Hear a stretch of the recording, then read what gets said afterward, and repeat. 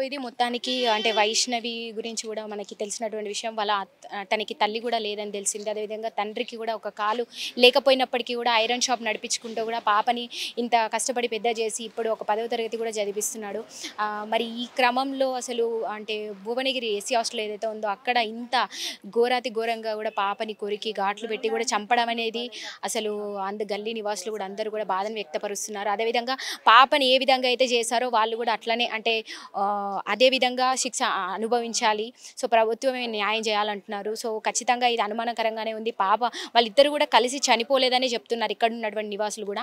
So కావాలని ఒక madam పేరు కూడా మెన్షన్ చేసి మా మేడం మంచిది అని ఏమనొద్దు అనేది కూడా కొంత అనుమానకరంగానే ఉంది. కాబట్టి సో వాళ్ళందరినీ కూడా దీనిపైన అంటే చర్యలు గట్టిగానే తీసుకొని హాస్టల్ యొక్క యాజమాన్యాన్ని కూడా అంటే మొత్తం కూడా వాళ్ళని విచారణకు తీసుకెళ్ళి కూడా అసలు ఏం జరిగింది, ఎందుకు చేశారని కూడా కొంత బయటికి కూడా వెలుగులోకి తీసుకోవాల్సిన అవసరం కూడా ఉంది. అదేవిధంగా పాపను ఏ విధంగా అయితే ఇద్దరిని అంటే దారుణంగా హత్య చేసి చంపారో వాళ్ళు కూడా అదేవిధంగా వాళ్ళకి కూడా శిక్ష పడితేనే ఇంకొకరు కూడా ఇలాంటికి గురవ్వకుండా ఉంటారని కూడా ఇక్కడ ఉన్నటువంటి గల్లీ నివాసులు చెప్తున్నారు. మరి ప్రస్తుతం అయితే మనం వైష్ణవి ఇంటి వద్దే ఉన్నాము. మరి భవ్యశ్రీ వాళ్ళ ఇంటికి కూడా వెళ్ళి అక్కడ కూడా ఒకసారి మాట్లాడి వాళ్ళ ఇంటికి కూడా వెళ్ళి తెలుసుకునే ప్రయత్నం అయితే మనం చేద్దాం కదా. అవన్నీ మొత్తం డాక్టర్ మొత్తం ఏది అమ్ముడు పోకుండా మంచిగా కేర్గా చెప్పాలి. పోలీసులకు న్యాయంగా చేస్తేనే ఏమన్నా దేనికైనా లాభం, లేకపోతే కష్టం. ఇట్లయితే పిల్లలను బయటికి పంపించాలంటే పోయిన పిల్ల ఇంటికి వచ్చిన మీరు చెప్తుంది అంటే హాస్టల్ యాజమాన్యం ఏమైనా డబ్బులు ఇచ్చి కూడా వాళ్ళతో ఏదైనా తప్పుడు అనుకుంటున్నాం మేము. వాళ్ళు అమ్ముడు పోయిరనే చెప్తున్నాం డైరెక్ట్ గా. వాళ్ళ అమ్ముడు పోంది ఇలా ఆ పిల్లని ఆడకలు తీసుకొచ్చి ఇంట్లో వేసుడు కారణం ఏంది? ఉంటే హాస్పిటల్ ఉండాలి, లేకుంటే అట్లా ఉండాలి. వాళ్ళు ఊరు పెట్టుకున్నప్పుడు వాళ్ళు డైరెక్ట్ గా తీసుకొచ్చి అట్లా వేసి తల్లిదండ్రులు పోకుండా సూసైడ్ చేసుకున్న పిల్లలని పోలీసులు రాంది లోపలికి ఎట్లా తీసుకుపోయిరు? ఇది ఇంకా అనుమానం. ఇప్పుడు పోస్ట్ మార్టం రూమ్ లోకి ఎట్లా తీసుకోరు? ఒక చిన్న గాయం దాకెళ్తేనే మనకు యాక్సిడెంట్ అయిందంటే పోలీస్ కేసు అయిందా అని అడిగి పోలీసు వాళ్ళు వస్తేనే ట్రీట్మెంట్ చేస్తున్న టైంలో సూసైడ్ చేసుకొని చనిపోయిన ఇద్దరు పిల్లల్ని ఎట్లా తీసుకురు హాస్పిటల్కి? అంటే డబ్బులతో. ఇది కూడా అనుమానమే మాకు. కావాలనే ఇదంతా కూడా హాస్టల్ యాజమాన్యం మొత్తం కూడా అంటే వాళ్ళ చెయ్యి ఉందంటారా? అర్ధగంట కరెంట్ తీసేసి పిల్లల్ని ఒకళ్ళు హింస పెట్టి చంపేసారంటే అది కష్టం కదా. ప్రాణం కాకుండా ఏముంది? అది వాళ్ళు కావాలని చేసారు కదా. ఇది వాళ్ళు ఎప్పటి నుంచో అనుకున్నారు, అనుకుని ఆ పిల్లలు ఆ పని చేసారు అంతే. వాళ్ళు ఉరి పెట్టుకున్న అట్లా ఉంచాలి కదా. పోలీసు వాళ్ళు వచ్చి ట్రీట్మెంట్ అన్ని చూసుకున్నాం కదా చేయాలి. ఇట్లా పారిపోతారా?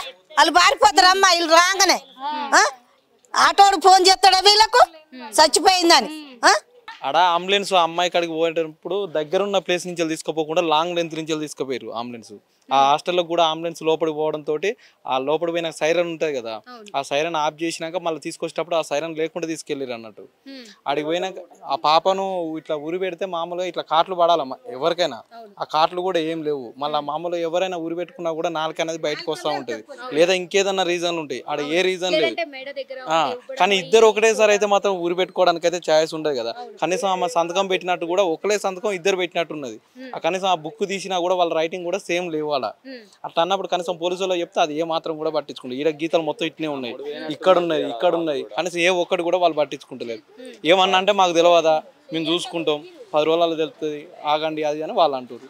ఏదో ఒకటైతే ఆడ అమ్ముడు వేయరు, లేకపోతే గా మాత్రం ఇద్దరు పిల్లలు పట్టించుకోకుండా చేస్తే ఏందన్నట్టు. అవును, హాస్టల్ కూడా అంటే ఇద్దరిని కూడా ఇంత దారుణంగా పట్టించుకోకుండా ఇంత దూరం రాదు. ఒకవేళ హాస్టల్ యాజమాన్యం జాగ్రత్త ఉండి ఉంటే కనుక. ఇంతవరకు దానికి సీసీ కెమెరా కూడా లేదు. మరి దాని గురించి ఎప్పుడు పోలీసులు ప్రస్తావించలేదు, ఎప్పుడు ఎవరు పట్టించుకోలేదు. దానికి సీసీ కెమెరా లేదు, ఒక వాచ్మెన్ లేడు. కనీసం 11 గంటల రాత్రి ఆ ఆటో డ్రైవర్ లోపలికి పోవడానికి కారణం ఏంది? సరే వీళ్ళు పోయిరు అనుకుందాం, మరి దానికి సంబంధించిన ఆ మేడం ఎడిపోయింది? లేడీస్ కి సంబంధించిన మేడం ఉంటది కదా వార్డెన్, ఆ మేడం ఎడిపోయింది? చనిపోయిందని ఆమె తెలిసినప్పుడు ఆడ ఉండాలి కదా. అంతకుముందు ఆడ ఉండాల్సిన మేడం ఎడిపోతుంది? కనీసం పీటీ ఎడిపోతుంది? ఆ వంట చేసి అమ్మ ఎడిపోయింది? ఆటో డ్రైవర్ ఎందుకు లేదు? సెల్ స్విచ్ ఆఫ్ ఎందుకు పెట్టుకుంటారు? ఇవన్నీ తెలిసినప్పుడు పోలీసు వాళ్ళు ఏం చేస్తారు మరి? అంతేనే కదా. తల్లిదండ్రులు కాకుండా కానీ పక్కన వాళ్ళనే తీసుకుపోయి ఒకసారి చూపించుకురావాలి కదా. మొన్న నైట్ చచ్చిపోతే నిన్న సాయంత్రం దాకా ఒక్కళ్ళు కూడా చూపించకుండా డోరు లాకేసి నిన్న సాయంత్రం 4 గంటలు తీసి వాళ్ళు సరిగ్గా తీయకముందుకే మళ్ళీ నడవని బయటకు నూకి నెట్టేసారు. అది ఎట్లా కన్న పిల్ల ఇంత చేసుకొని సరిగ్గా చూడకుండా బయటకు ఎట్లా నెట్టేస్తారు చెప్పు? ఇలా సరే పక్కన వాళ్ళు అంటే అట్లా చూసి ఇట్లా వస్తారు. కన్న తండ్రి కొంచెం చేపంతా చూసి పిల్లను ఏది గదేగా లాస్ట్ చూపు వాళ్ళది చూసుకొని రావాలి కదా. అట్లా చూడని ఉంటేనే సరిగ్గా నెట్టేసారు అంటే తల్లి అయితే సరిగ్గా చూసుకోలే పిల్లను. అది కారణం ఏంది? వాళ్ళు ఎంత తొందరగా నెట్టు ఇట్లా కంట చూపుతో తల్లిని బయటకు గెంటారు, తండ్రినే చూపించారు. చూసారు, ఎవరిని కూడా చూడలేదు. ఒక 5 నిమిషాలు చూసారు, నడవండి అని గెంటెత్తనే ఉన్నారు. అంత అద్మానం. సో ఇది మొత్తం కూడా అనుమానకరంగానే ఉంది. భద్రాద్రి భువనగిరి జిల్లాలో 2 విద్యార్థినుల ఆత్మహత్య కలకలం రేపింది. భువనగిరి ఎస్సీ బాలికల హాస్టల్లో 10వ తరగతి చదువుతున్న 2 బాలికలు గదిలో ఫ్యాన్ కూరేసుకుని ఆత్మహత్యకు పాల్పడిన ఘటన సంచలనంగా మారింది. అయితే దీనిపై కేసు నమోదు చేసుకున్న పోలీసులు విచారణ కొనసాగుతోంది. ఇప్పటికే 6 పైన కేసులు నమోదు చేసి పోలీసులు విచారణ చేపట్టారు. Warden Shailaja, auto driver Anjaneyulu, వంట మనుషులు Sujatha, Sulochana, PET Pratibha, tuition teacher భువనేశ్వరిపై కేసు నమోదు చేశారు. వార్డెన్తో పాటు ఆటో డ్రైవర్ని విచారిస్తున్నారు. పోస్ట్ మార్టం సందర్భంగా పిల్లల ఒంటిపై గాయాలు గుర్తించారు. దీంతో గాయాలకు సంబంధించిన ఫోటోలను కుటుంబ సభ్యులు బయటకి విడుదల చేశారు. పిల్లలపై ఏదో జరిగిందని అనుమానం వ్యక్తం చేస్తున్నారు. ఉరేసుకుని విద్యార్థులు ఆత్మహత్యకు పాల్పడితే మరి ఒంటిపై గాయాలు ఎలా వచ్చాయంటూ కుటుంబ సభ్యులు ఆగ్రహం వ్యక్తం చేస్తున్నారు. పిల్లల కడుపు, చేతులు, మెడలపై పల్లగాట్లు ఉన్నట్లు పోస్ట్ మార్టంలో తేలిందని, ఇది తప్పకుండా యాజమాన్యం సమాధానం చెప్పాల్సిందే అని డిమాండ్ చేస్తున్నారు. అభం శుభం తెలియని పిల్లలకు అనుమానుషంగా ప్రవర్తించి చంపేశారని కన్నీరు మున్నీరుగా విల్లపిస్తున్నారు. పిల్లలపై ఇలాంటివి జరుగుతున్నా న్యాయం చేసేవారు కరువయ్యారంటూ మండిపడుతున్నారు.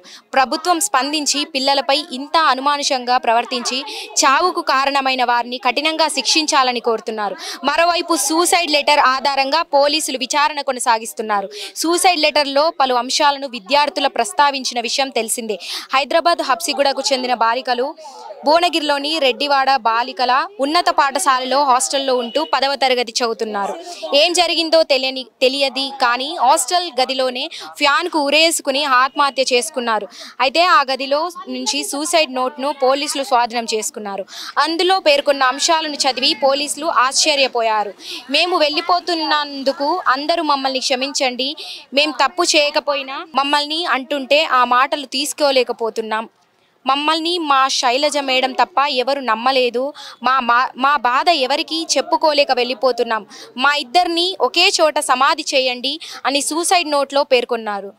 దీని ఆధారంగా పోలీసులు విచారణ చేపట్టారు. ఆడపిల్లలకు రక్షణ ఇవ్వాలి ఈ కాంగ్రెస్ ప్రభుత్వము. ముఖ్యమంత్రి రేవంత్ రెడ్డి గారు కంపల్సరీ తగిన చర్యలు తీసుకొని ఆడపిల్లలకు న్యాయం చేయాలని నేను కోరుకుంటున్నా. ఇప్పుడు ఈ టీఆర్ఎస్ ప్రభుత్వంలో కొన్ని జరిగినాయి, జరగకుండొచ్చు న్యాయం, కానీ ఇప్పుడు జరగాలని కోరుకుంటున్నా నేను. అంటే ఇంతకు ముందున్న ప్రభుత్వం ఎటువంటి అంటే చర్యలు తీసుకోకుండా ఇట్లాంటివి చాలా జరిగాయి, మనం చూసుకున్నాము. ఎప్పుడు కూడా న్యాయం జరగలేదు. కాంగ్రెస్ ప్రభుత్వం న్యాయం చేయాలంటే చేస్తాడని నమ్ముతున్నాము. రేవంత్ రెడ్డి అన్న చాలా మంచోడు. ఆడపిల్లల మీద ఇలాంటి న్యాయం చేస్తాడని నమ్ముతున్నాము. కంపల్సరీ చెయ్యాలి. పోలీసులు కూడా ఇట్లా అమ్ముడు పోయి వాళ్ళని ఎందుకు చిన్న యాక్సిడెంట్ అవుతున్నాయి తీసుకోవాలి, వాళ్ళు వచ్చి రాసుకున్నాక చేసినాక అక్కడ ట్రీట్మెంట్ చేస్తారు. ఇలా ఏది ఊరు పెట్టుకున్న పిల్లలని తీసుకోవాలి, అట్లా ఎట్లా చేంజ్ చేసుకుంటారు? అది కారణం ఉండాలి కదా. వీళ్ళు అమ్ముడు పోండి వాళ్ళు ఎట్లా నడతాయి? ఇవన్నీ బయట వాళ్ళు ఊరు పెట్టుకుని వాళ్ళు ఉండాలి, అట్టినే ఉండాలి, అందరం చూడాలి. ఉట్టిగా దొంగతనం తీసుకుపోయి దాఖలు వేసి వాళ్ళే చచ్చిరు వాళ్ళే పెట్టిరు అని అది న్యాయమేనా? అట్లా చేస్తారా? అన్ని న్యాయం అందరు, వాళ్ళకొక న్యాయం మనకొక న్యాయం ఉండదు కదా. డాక్టర్స్ కూడా తప్పే ఉంది. ఇలా ఎట్లా తీసుకోవాలి డాక్టర్? వీళ్ళు చిన్నదానికి దెబ్బ తాకితే పోలీసులు రావాలంటాడు. ఇలా చచ్చిపోయిన పిల్లలు తీసుకోవాలి ఎట్లా వేసుకొని డోర్ పెట్టుకున్నాడు? అవన్నీ బయటకు రావాలి కదా. అవన్నీ బయటకు వచ్చినాకనే వీళ్ళను న్యాయం చేయాలి. ఫస్ట్ వాళ్ళు శిక్షించిన వాళ్ళు బయటకు వచ్చి. సో విన్నారు కదా, ఇక్కడ ఉన్నటువంటి గల్లీ నివాసులు కూడా చెప్తున్నారు. అంటే గత ప్రభుత్వం కూడా ఇట్లాంటి చాలా అరాచకాలు జరిగినప్పుడు కూడా ఎప్పుడు కూడా దీని గురించి ఆలోచించే పని చేయలేదు. సో ఇప్పుడు కొత్త ప్రభుత్వం అయినా ఈ కాంగ్రెస్ ప్రభుత్వం ఆలోచించాలి. వీటి గురించి అంటే తగిన జాగ్రత్తలు తీసుకోవాలి. మళ్ళీ ఇట్లాంటివి తప్పులు జరగకుండా కూడా చర్యలు చేపట్టాలంటున్నారు. అదేవిధంగా కాంగ్రెస్ ప్రభుత్వం న్యాయం చేస్తుందని నమ్ముతున్నారు ఇక్కడ గల్లీ నివాసులు.